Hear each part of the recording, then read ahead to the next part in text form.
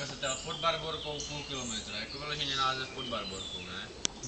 Tak jsme zešli toho půl kilometra, dostali jsme se tam na takový rozcestník a od něho tak asi 15-20 metrů bylo ohniště.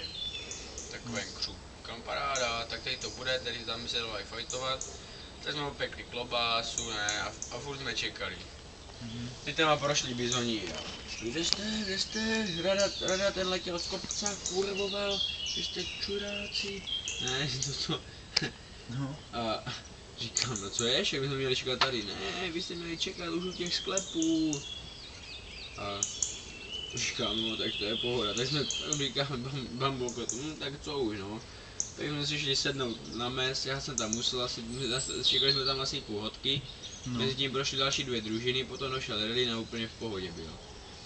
No ale tak jsme si to potom zjistili, že nás vlastně nemá se co nadat, protože chápeš, no, jo. Že my jsme prostě šli jakože tam je kam řekl, ale on myslel to řekl, že přes všechny indicie seděli, ale on myslel úplně něco jinak. A byly teda nějaké boje? Jo, došla Marcha z Kanzenu až, žádné boje nebyly. Nic, jo.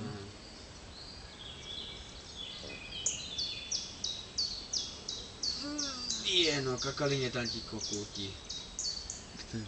Včera ti to.